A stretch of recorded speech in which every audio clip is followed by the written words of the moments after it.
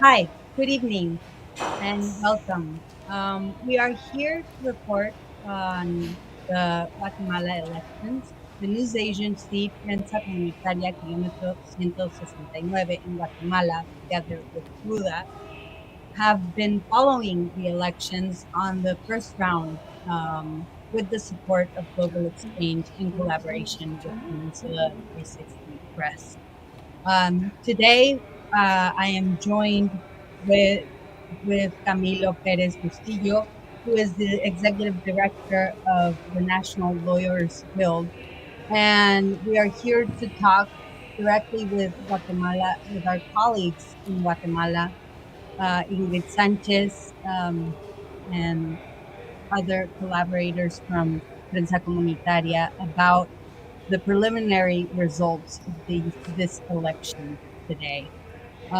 It was a hotly contested presidential election dominated by concerns over corruption, the exclusion of leading candidates, and the cost of living and transport, as well as the exclusion and marginalization of indigenous communities.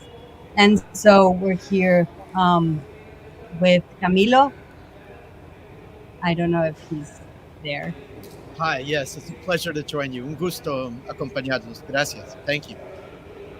Hi, Camilo, and our colleagues in Guatemala. And our first question would be, what happened today in Guatemala? We really want to start with the conversation.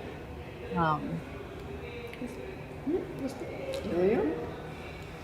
Ingrid. Okay. Well, hello, my name is Megan Thomas. I'm a political analyst and I've lived in Guatemala all of my life. And I'm currently a member of Grupo Foco. We are doing research on social organizations, and in this case, research on members of social movements and organizations that are participating in the elections. So that's kind of the standpoint I'm coming from. Sí, dale. Bueno, en mi caso, pues mi nombre es Ingrid Sánchez, soy periodista de México, formo parte de esta misión de observación electoral que se ha conformado por diversas organizaciones y medios de comunicación para acompañar el proceso electoral aquí en Guatemala. Y el compañero.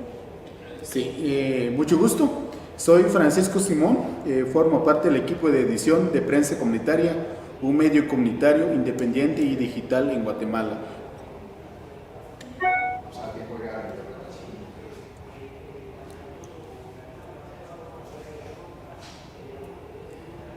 Bienvenidas, bienvenidos. Qué gusto que nos acompañen. Thank you, Megan Thomas, Ingrid Sanchez, and our collaborator from Prensa Comunitaria. Could you tell us briefly what happened today during the elections of the first round? Okay, well, I was here in Guatemala City. I visited 4 different voting centers. One kind of very upper class one, a couple of kind of traditional middle class Guatemalans, and one in a much more what they would call here barrio popular. And it was interesting. I'd say there was, people were voting. I would not say there was any kind of great enthusiasm. It was kind of like a street fair outside each voting center with many, many people charging for parking and many people selling food on the street and things for little kids. So there was a lot going on, but I would say the voting centers were not mobbed in Guatemala City. That much I think was clear. I think we cannot really expect any higher voting rate than the last elections, which was around 63%. I was listening to the news just a few minutes ago. one center that had already closed, they'd only reached 50%. Others had reached 70, others were around 60. So that's what it sounds like for Guatemala City. But in other parts of the country, at least in 5 of the municipalities, there was some conflict, and in all of these cases, as far as I know, it was because people who did not belong to the community had registered to vote in that community and were being bussed in or trucked in, usually by the party currently in office. So that led to conflict, and in one case, San Jose del Golfo, which is one of the municipalities that we've included in our research, the elections were actually canceled. They're going to be postponed and probably held again when the presidential runoff takes place in August. So should we share? Preguntan como qué fue lo que se pudo observar este día en el proceso electoral en Guatemala. Y si pueden esperar un poquitito, van a dar el espacio para que vayan a hacer.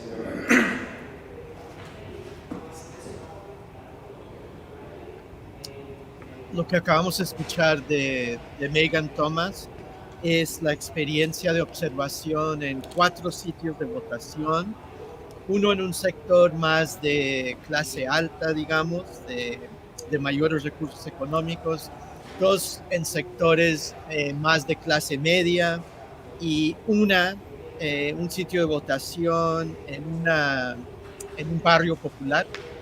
Todos estos en la ciudad de Guatemala, en la capital.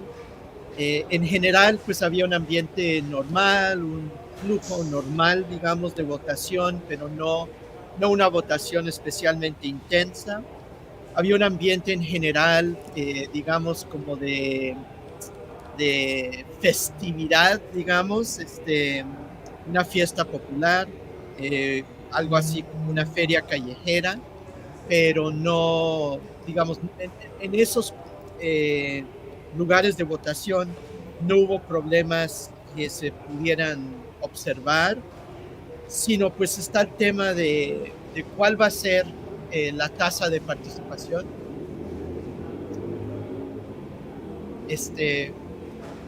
Y se estima que va a ser entre 50 y 70%,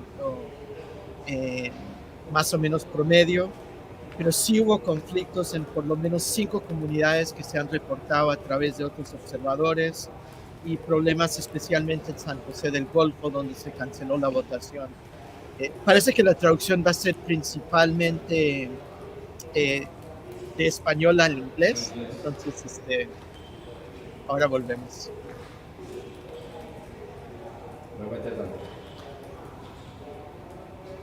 Hi, yes.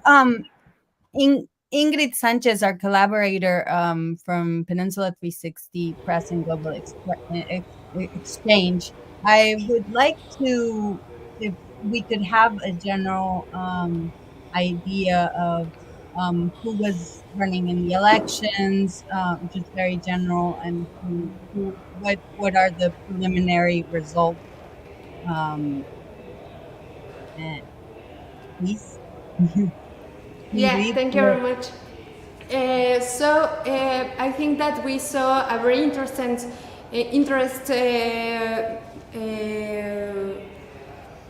situation in the country, because, for example, in the these are general elections, no? The Guatemalans are deciding, for example, the president, also people to the parliament, also to the Central American Parliament. And it's very interesting because, for example, maybe in the communities, in the local communities, they are deciding who is going to be their authority, and in some spaces, for example, in some regions, they are defending also the votation of their decision, the left, for example, the left candidates. And I think that it's very important, that part, because sometimes, or maybe we can, as people who is seeing what is happening here, we maybe can think that, for example, the election is a disaster because, for example, in San Jose del Golfo, they didn't have the elections. No, it was suspended because of the problems of last night. But I think that maybe it's not a bad situation, no, because I think that the situation where we are seeing in the territory is that the people is defending their candidates because they saw that in the past the political forces and also the power of the state, they denied them the possibility to choose their own candidates. So now in the local elections, they are defending this part. No? For example, we saw some cases in some parts of the country, also here in the Guatemala city, that, for example, the people they took away the persons, or maybe, for example, the prosecutors of the officialist parties. They try to get into the voting centers with violence, and the people defend the center of the votation, and they took them away. No? So, for example, I think that it's a very interesting situation because in other countries, in other places, we maybe can think that it's a disaster, that they cannot vote. But for example, in San Jose del Golfo, some colleagues and comrades, they explained that they felt like it was a triumph, no? Because they didn't allow that the officialism impose the vote buying, no? And that kind of problem. So I think that it's a very interesting phenomenon in that way. Thank you, Ingrid. Francisco Simon is our colleague from Prensa Comunitaria. I would like, if it's possible, for him to tell us a little bit of the role that Prensa Comunitaria played during the report in these elections. As we have seen in Spanish, in through this panel and global exchange, but maybe we can translate something for our English-speaking audience. Francisco Simón, te hemos seguido en distintas intervenciones a lo largo del día en Peninsula y en Global Exchange. ¿Qué nos podrías decir de los reportes que tiene Prensa Comunitaria en esta primera jornada electoral para nuestra audiencia en inglés? Iremos traduciendo poco a poco. Gracias. Prensa Comunitaria, en primer momento, comentarles que estuvimos dándole cobertura al tema electoral y a todo el proceso durante esta jornada en 14 departamentos. El país cuenta con 22 departamentos y casi logramos llegar a estos territorios. Y estamos hablando de 340 municipios y nosotros logramos cubrir 125 puntos del país. Es un trabajo muy intenso, más orgánico, y nosotros desde nuestra posición como medio independiente, digital y comunitario, nuestro papel como principal es apostar siempre al trabajo de periodistas comunitarios, y creo que es una experiencia más para nosotros porque es la primera vez que hacemos una cobertura tan intensa, más orgánica, a pesar de la difícil situación que enfrenta el periodismo comunitario y el periodismo general en el país. Francisco Simon tells us that Prensa Comunitaria covered over 14 departments. There are 22 departments or municipalities in Guatemala, and there are actually not municipalities. That's not department, and there are 340 municipalities, which Prensa Comunitaria was able to cover 125 different points throughout the country, which was an extreme advance and advantage of of um, community journalists that were that have been covering throughout this election that was very difficult for journalists in general, and they did it with a way that was very organic for them. Camilo, do you want to add something to this? I think the main thing is the emphasis is on this priority that's given to community-based voices and community-based media, and that even though there are many challenges that media confronts and obstacles, that they were able to establish a very broad net of observation, almost a representative sample, let's say, of the departments and the municipalities that are involved. Correct. So what is next after today? What is next for these elections? What is next for these community for journalists in general in Guatemala, and what is and how will Prensa Comunitaria be covering the second round? I don't know. There were many questions there, but maybe what's next? Megan can Thomas, you could tell us what's expected to happen after today. Okay, so the vote count has already started, and we'll probably have some preliminary results later tonight, and for sure tomorrow morning. But these elections have been marked by the courts being very strongly involved in all decisions. So part of what is expected is a lot of legal challenges to results, so that it might take some time before results are official. In terms of the presidential election, unless they reach 50% plus one of the vote, they are going to go to a runoff. And given that there are 23 presidential candidates, nobody expects there to be a clear winner in this first round, so they will go to the runoff next August. But the entire Congress will be elected today. There's no runoff there.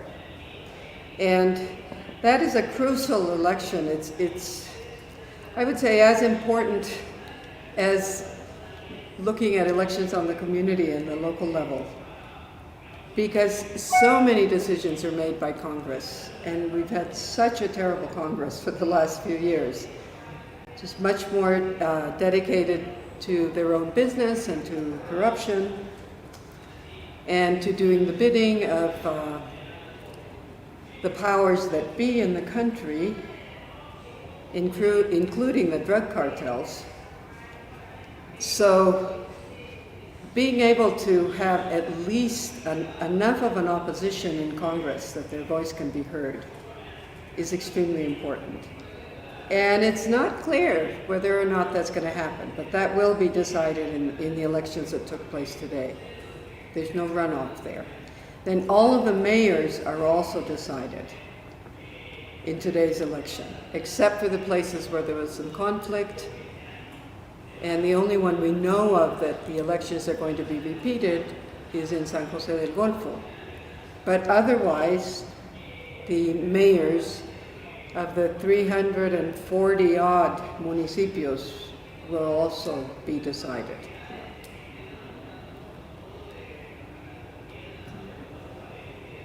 Camilo, would you like to? Yes.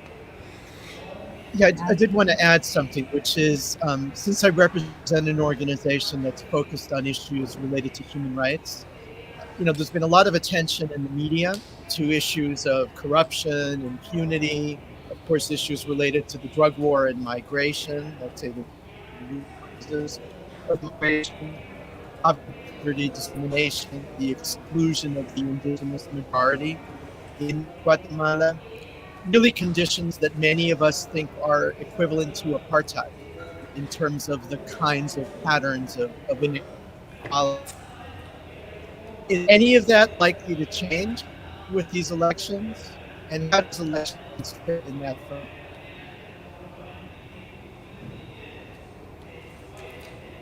Can you go? Well, I think that it's an interesting question, and I think it's highly doubtful, given that nobody really expects the overall situation to change with these elections. The whole situation has been set up in such a way that it's really highly, highly unlikely that there can be any significant change at the presidential level and also in Congress.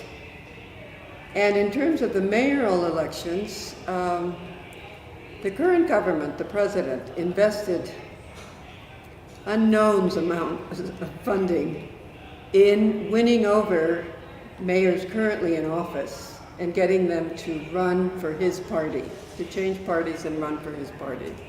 So what they're betting on is a lot of continuity at the local level.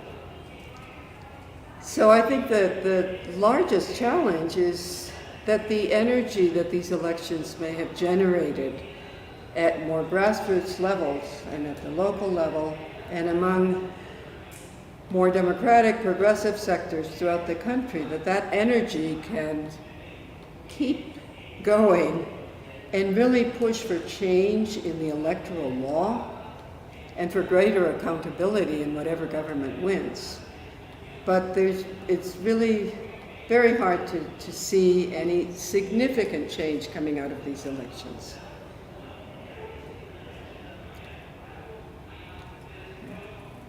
Thank you. Ingrid Sanchez, I don't know if you want to add something to this question about what's next and what is next for these specific groups that we're talking about and what you saw on the field. Sorry. No, don't worry. Thank you very much. Yes, I think that it's a very interesting situation because yes, there is some situation about this kind of candidates, no? That as the colleague said, maybe we cannot expect a very big difference or a very big change in the political situation. But I think that we need to consider two different levels of political analysis because, for example, yes, there are this level of the policies, for example, of the government, of the state, in the national situation, but also I think that we need to consider the local situation because we are seeing these candidates of the people, no, these left candidates, and they are very interested about to solve the real problems of the people. Because, for example, today we stayed in a local community very near here in the downtown of the city, and it's a community that they don't have, for example, the documents of the property of their houses. No, for example, there is a very important fight because they are defending the right of the house. No, and now in this community they have a local candidate to be part of the group of the government here in the city. So I think that also the other part, the defense of the vote, for example, the Guatemalan people is fighting against the corruption also in the elections. No, they are denouncing, for example, the vote buying, and they are denouncing the electoral fraud, and they are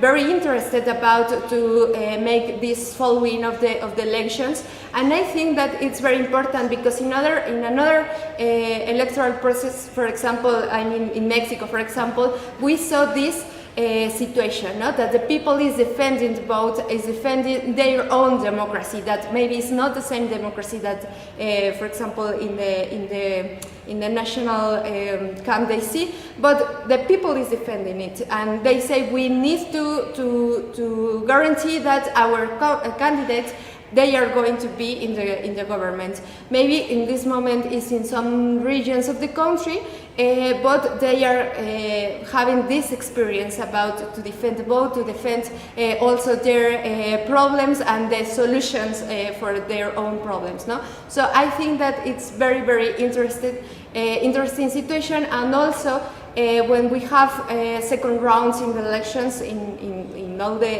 Latin America and maybe all over the world, we always see that it's a discussion in the middle of the right forces, political forces, because they need to decide what are they going to do, for example, in a second round that maybe could have only right candidates. No? So I think that this is also a very interesting discussion that they are going to have, and we need to analyze that. What do they decide, no? And what do they think that it's important to do from now to August, when the second round is going to take place? I think that. Thank you, Ingrid. Camilo, do you want to add something? Yeah, I don't know if Francisco wants to come, si quisiera comentar Francisco, ¿no? Sobre este tema. Francisco, estamos hablando sobre que hay dos niveles de, digamos, de análisis político.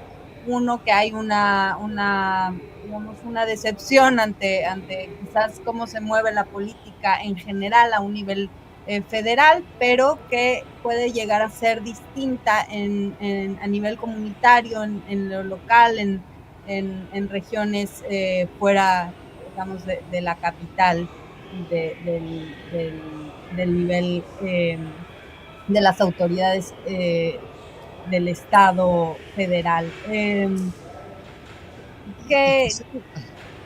Camilo.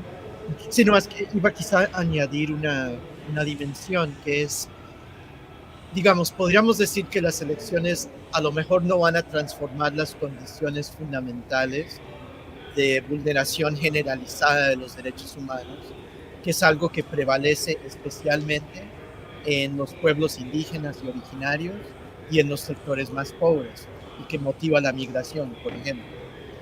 Pero sabemos que las elecciones también nos cuentan una historia, ¿no? O sea, nos revelan un escenario que quizá no se ve en otro contexto, ¿no?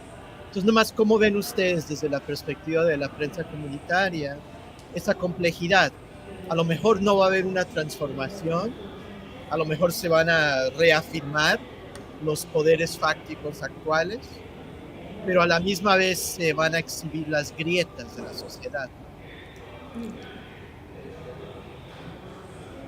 Creo que tocaron un tema muy interesante, que es la dimensión desde lo rural y lo urbano en Guatemala. Recordemos que Guatemala es casi el único país centroamericano donde hay mayor presencia de pueblos indígenas. Y creo que ese factor, y hablar de ese término, pues implica muchas cosas. Sabemos que la izquierda en Guatemala, desafortunadamente, no han logrado concatenar esa cultura de alianzas, y algunos que decidieron irse solo, pues obviamente quieren mantener la pureza de sus dirigentes, y que de alguna manera no ayudan a configurar las luchas comunitarias, las redes sociales que las propias comunidades van logrando, incluso la importancia del trabajo de las autoridades locales, que es sumamente importante. Y por supuesto, si hablamos de pueblos indígenas, también estamos hablando de otros sectores, como la población de la diversidad sexual, la población de migrantes, la población de mujeres, y son como sectores invisibilizados que de alguna manera han posicionado sus voces en diversas dinámicas políticas. Pero aquí quiero resaltar un dato muy interesante. Si bien la izquierda, o si bien las autoridades comunitarias, si bien la población indígena no han logrado sus luchas de forma unida por un binomio presidencial o por apostar de llegar al Estado, pero creo que estas elecciones de 2023 tienen una característica particular, a pesar de lo difícil que es hacer que esa categoría de democracia sea funcional y positiva en el país. Es difícil bastante en grandes rasgos, pero ¿A qué voy con esto? Por la experiencia que nosotros tenemos en prensa comunitaria durante este proceso electoral que ha sido largo, es que hemos identificado candidaturas disruptivas, que si bien van con partidos de la izquierda o si bien van con partidos de la derecha, pero la gente ha entendido que para llegar al poder hay que caminar desde abajo. ¿Qué significa eso? Lograr el poder municipal.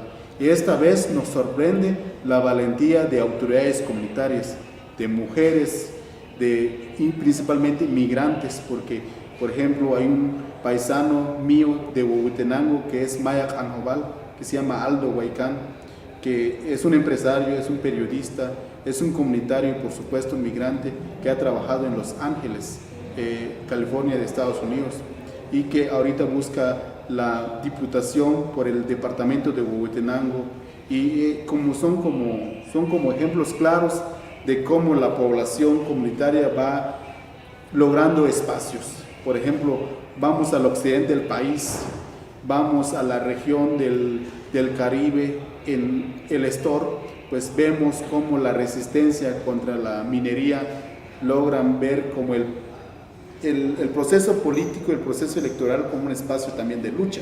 Pues te ayudo para la traducción porque tienes...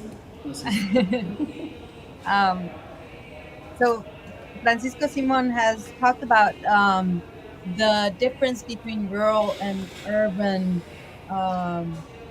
democracy in the country, in a Central American country where the presence of indigenous communities is very important, and where it is a country where the left has not been able to collaborate and bring forward the configuration of of the state. Can you hear me? This changed. Yes, Camilo, Yes. Can you hear me? Yes. Okay, thank you. I thought we lost him. And how the left hasn't been able to configure a place where these indigenous can come forward.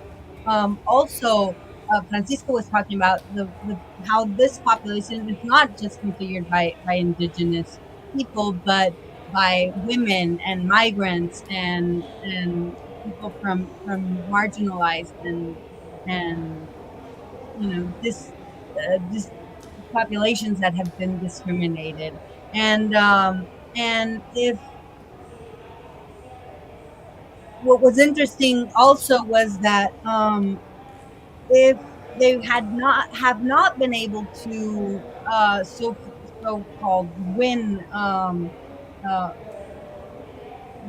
when talking about social movements and against mining and against there have been some wins in terms of local democracy through disruptive candidacies or candidates. As he said, that walk from the bottom. And Prensa Comunitaria was very surprised to see a large number of these disruptive candidates that have won spaces in local politics, and in a way that is a resistance to the right and to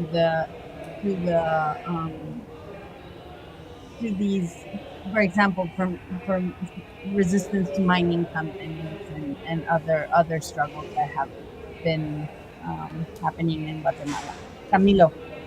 Yeah, I think one dimension of this, exactly as you've summarized, is that I think what Francisco was suggesting is that although the national elections may not capture all of these complexities, the municipal elections are kind of a unique landscape that gives us a better sense of those dimensions. And that municipal power is becoming a really important force. Yes. I think we, I think Ingrid wanted to say something before we close.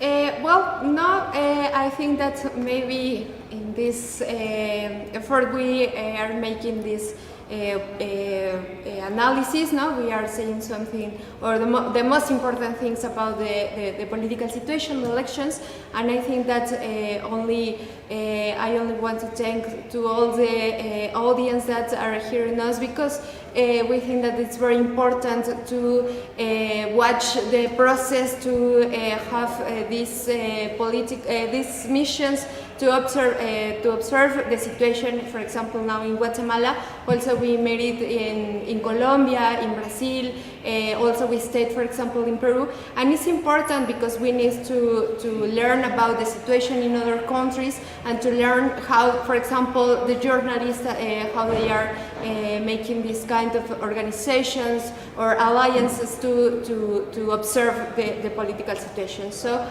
I only want to thank you, and we are going to continue this electoral mission. Camilo? Or Meg, do you have, Camilo?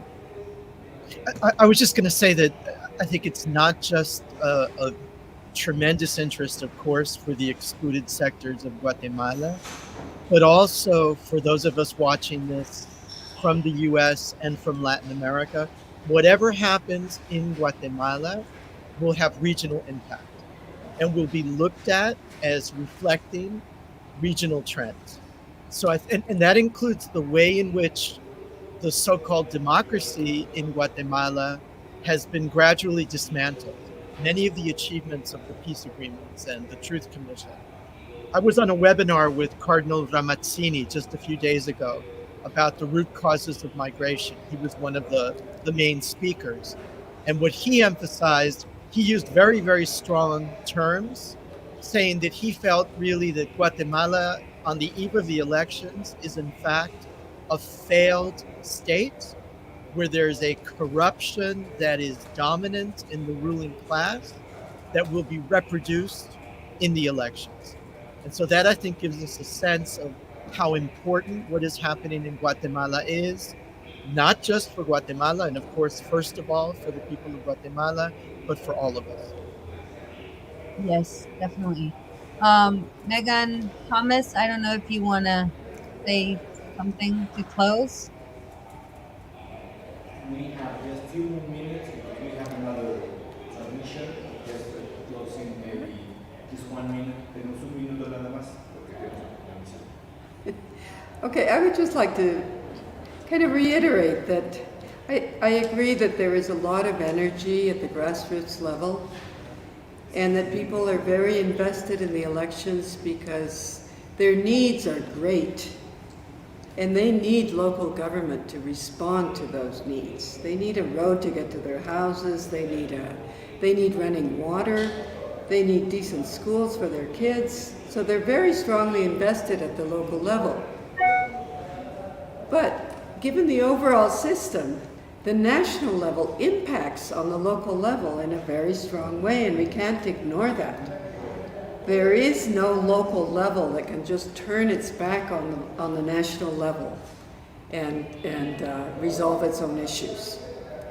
So that's part of what's at stake. And again, I think the most positive outcome here is that people who have been mobilized around the elections and around whatever hope they've been able to muster can maintain that energy and that hope and continue in the struggle, because there's just so many things that now have to be torn down in Guatemala's democracy before there can be any real change. And that requires that people kind of stay true to the struggle, keep going. Don't just go home and back to their personal lives after the elections are over. Thank you, Megan. Francisco, tenemos solo medio minuto. si quisieras decir algo que te podamos traducir para nuestra audiencia. Sí, creo que la palabra clave aquí, pues a pesar de lo difícil que es vivir en una dictadura como Guatemala, donde las cortes están cooptadas, la palabra clave es esperanza y creo que desde los territorios pueden haber esperanza porque hay candidatos alternativos de comunidades que han acompañado luchas y que podrían dar una sorpresa por las alcaldías municipales. Gracias. Camilo, do you want to translate or should I?